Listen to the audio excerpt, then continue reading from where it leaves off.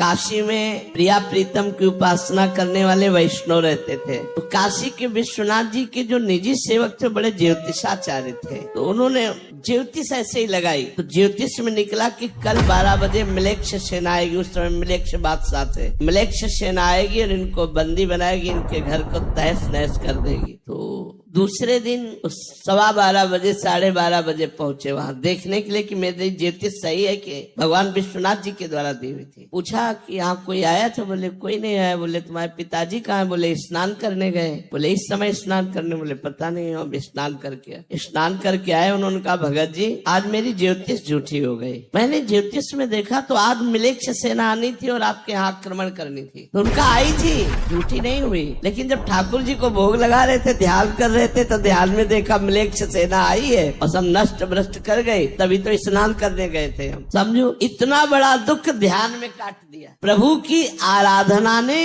इतना बड़ा दुख संकट वो ध्यान में काट दिया। काशी में प्रिया प्रीतम की उपासना करने वाले वैष्णव रहते थे। तो काशी के विश्वनाथ जी के जो निजी सेवक थे बड़े ज्योतिषाचार्य थे। तो उन्होंने ज्योतिष ऐसे ही लगाई। तो ज्योतिष में निकला कि कल 12 बजे मिलेक्ष सेना आएगी। उस समय मिलेक्ष बादशाह थे। मिलेक्ष सेना आएगी और इनको बंदी बनाएगी, इनके घर को तहस नहस कर देगी। तो दूसरे दिन 12:15 बजे 12:30 बजे पहुंचे वहां देखने के लिए कि मेरी ज्योतिष सही है कि भगवान विश्वनाथ जी के द्वारा दी हुई थी। पूछा कि यहाँ कोई आया था? बोले कोई नहीं आया। बोले तुम्हारे पिताजी कहाँ है? बोले स्नान करने गए। बोले इस समय स्नान करने? बोले पता नहीं, हम स्नान करके आए। उन्होंने कहा भगत जी आज मेरी ज्योतिष झूठी हो गई। मैंने ज्योतिष में देखा तो आज मिलेक्ष सेना आनी थी और आपके यहाँ आक्रमण करनी थी। तो उनका आई थी, झूठी नहीं हुई। लेकिन जब ठाकुर जी को भोग लगा रहे थे, ध्यान कर रहे थे, तो ध्यान में देखा मिलेक्ष सेना आई है और सब नष्ट भ्रष्ट कर गई। तभी तो स्नान करने गए थे। समझो इतना बड़ा दुख ध्यान में काट